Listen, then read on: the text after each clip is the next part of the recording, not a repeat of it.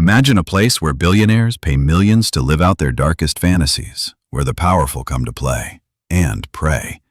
Two islands, Little St. James, nestled quietly in the turquoise waters of the U.S. Virgin Islands, and a shadowy, lesser-known island called Inug, far off in the Pacific. Both isolated, both pristine in their natural beauty, but both stained by secrets so dark they make the ocean around them seem a little less blue.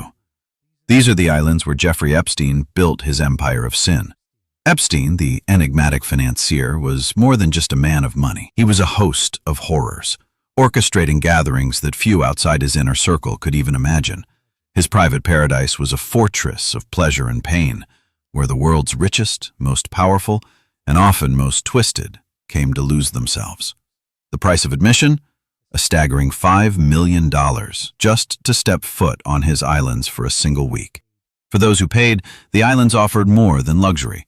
They offered secrets, and those secrets were kept under lock and key, or so it seemed. The islands glistened under the sun, lush with palm trees and white sands, but beneath the surface, there were whispers. Stories of parties where the elite danced to a rhythm darker than the ocean's depths. Imagine arriving by private jet or yacht, greeted not by smiling hosts, but by shadows, surveillance cameras hidden in the palm fronds, and an eerie silence that cut deeper than the sea breeze. Here, the ordinary rules did not apply. Here, the games were different. The stakes were higher. Jeffrey Epstein's parties were not just lavish celebrations. They were elaborate performances of power, control, and depravity. Celebrities, politicians, businessmen, and even drug traffickers from the West Coast all mingled in this clandestine world. Among the whispered names, the most shocking detail emerged. Those who sold cocaine in the streets of America's most dangerous cities were clients here too. These dealers, ruthless and violent in their own right, found a safe haven within Epstein's shadowy network. They paid for protection, for indulgence, for silence. And then there were the parties. Wild, unrestrained, and often horrifying. Girls and boys, some barely out of childhood, brought to these islands under false promises or worse. Epstein's network trafficked them relentlessly, their stories hidden behind locked doors and guarded by an invisible army of secrecy.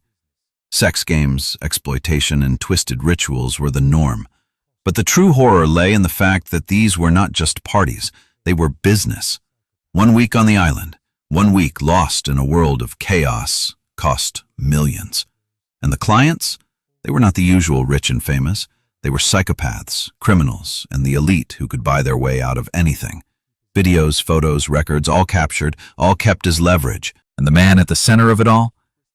Jeffrey Epstein. A man who wanted to keep his empire safe at any cost. But fate had other plans. Before he could expose the twisted truths, before he could reveal the names of the powerful men and women who danced in his web, Epstein was found dead in jail.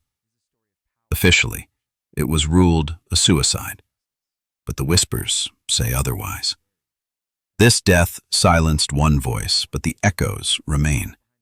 The stories, the evidence, the survivors, all demanding the world remember.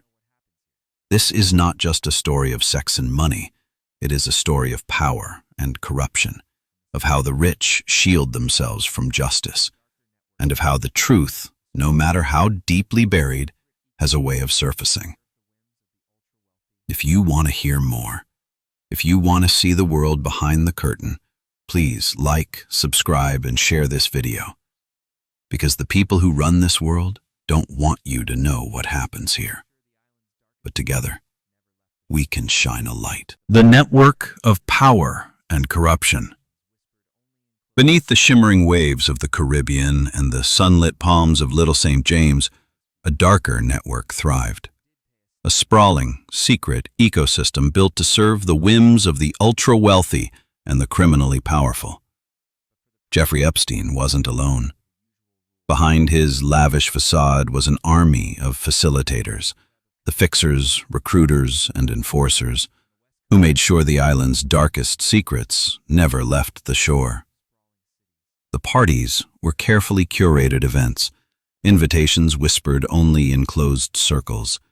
Names were never spoken aloud in public, and access was a prize few could claim. Those who did pay a staggering $5 million for a week-long invitation to Epstein's private world did so not just for the luxury, but for the privilege of stepping into a place where the usual rules dissolved. Among those guests, few realized the true web of connections that held the operation together. On the west coast of the United States, notorious cocaine dealers ruled the shadows of sprawling cities. Their empires were built on violence, secrecy, and ruthless ambition. But these street kings were not just local players.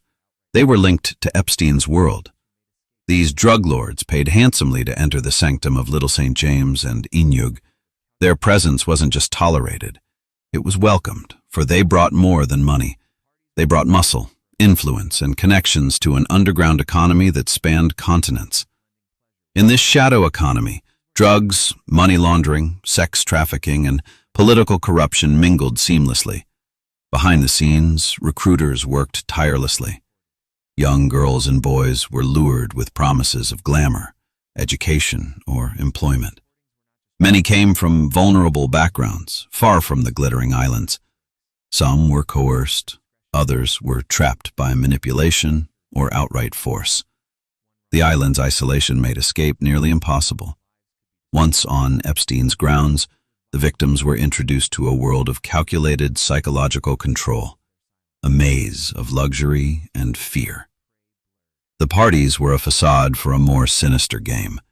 Sex games were staged like performances, blending pleasure with power. These were no ordinary encounters. They were exercises in domination, submission, and blackmail. Every whisper, every stolen moment was recorded. Cameras hidden in ceilings and walls captured every act, every detail. These recordings were not just trophies. They were weapons. The clients, powerful and dangerous, knew the stakes. They paid for discretion and control. The recordings ensured compliance. One wrong move, one threat to expose, and lives could be destroyed. Billionaires mingled with violent criminals. They laughed together, made deals, and sealed their silence. But the line between predator and prey blurred. The victims, too, were part of this twisted ecosystem, broken yet resilient. Some found ways to fight back, leaking secrets to journalists and authorities. Others were silenced, lost in the system. The world outside remained unaware or unwilling to look. Epstein's empire was a fortress of denial. But cracks appeared. The house of cards began to tremble. It started with whispers. A survivor here, a leaked document there, a lawsuit quietly filed. The impossible stories, once dismissed as conspiracy or fantasy, began to demand attention. Jeffrey Epstein, the man who had wielded power like a dark king, was arrested in July 2019. The charges: sex trafficking, exploitation of minors, a vast and sordid criminal enterprise. The world watched, riveted, and horrified. But what followed was more shocking than the arrest itself. Within weeks, Epstein was found dead in his jail cell. A death ruled a suicide, but surrounded by unanswered questions and fierce suspicion.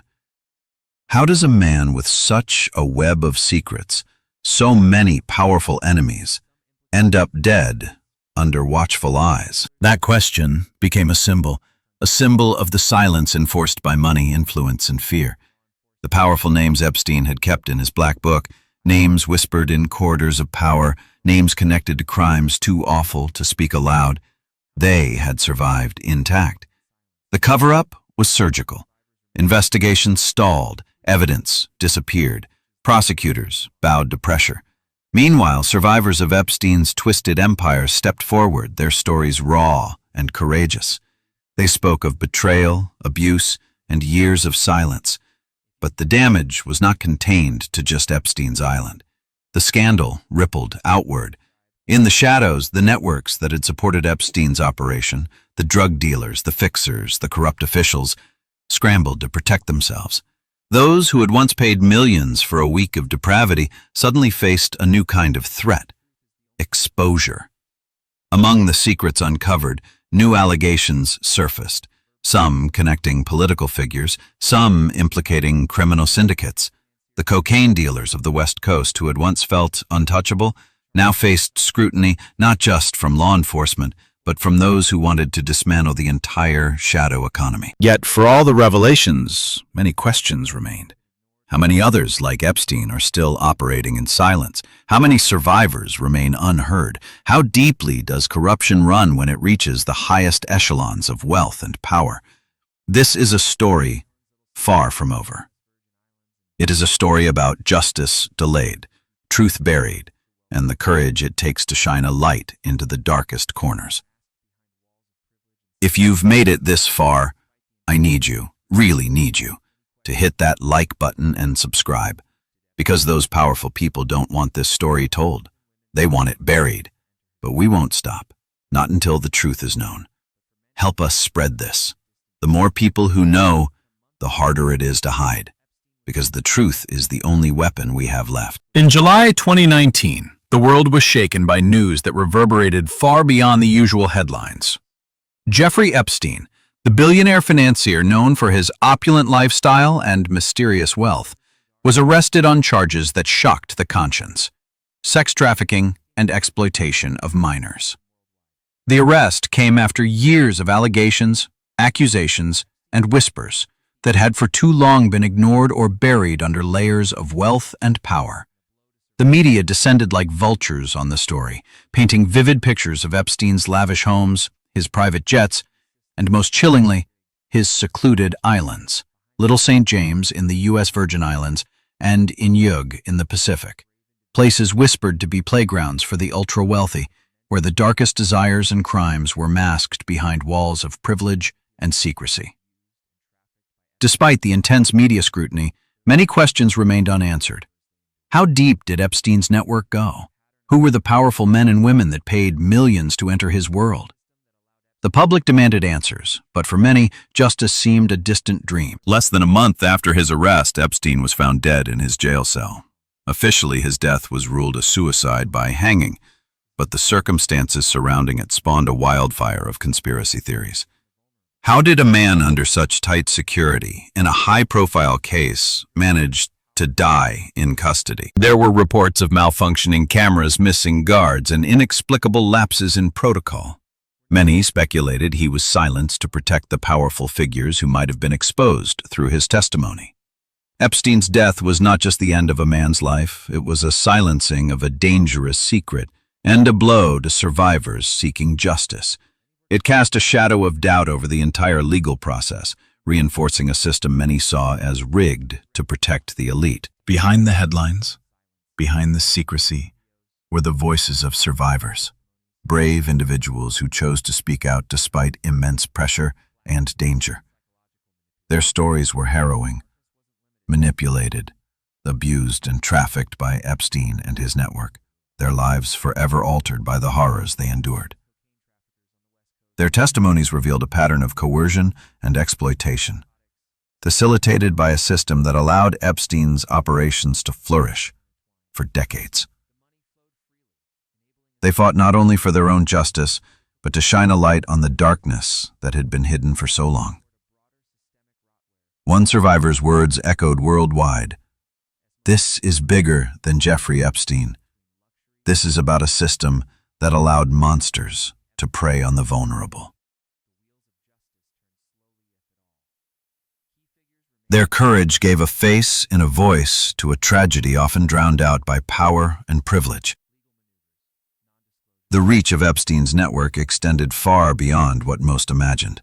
Little St. James and Inyug were not mere islands. They were hubs of a sprawling, sinister network connecting billionaires, politicians, celebrities, and criminal figures. The parties held there were more than lavish gatherings. They were venues where deals were made, secrets traded, and dark pleasures indulged. The guests weren't just attendees.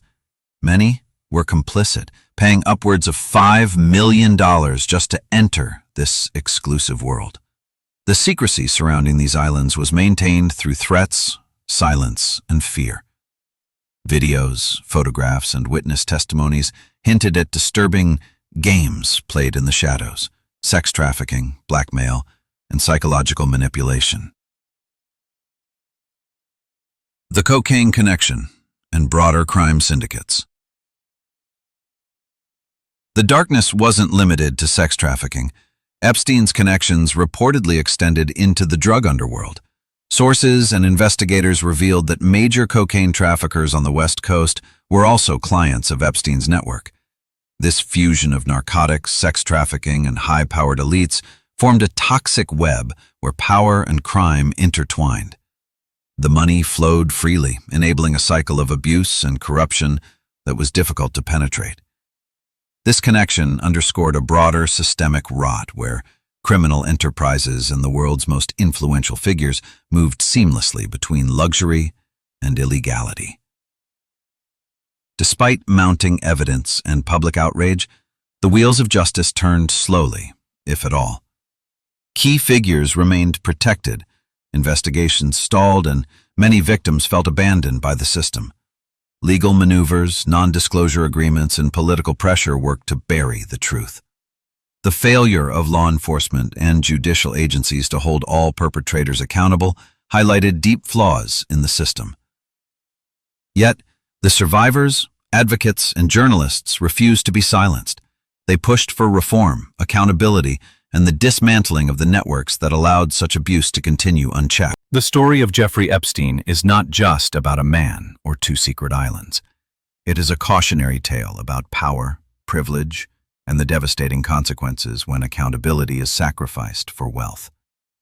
It is a call to every one of us to pay attention, to demand transparency, and to support survivors.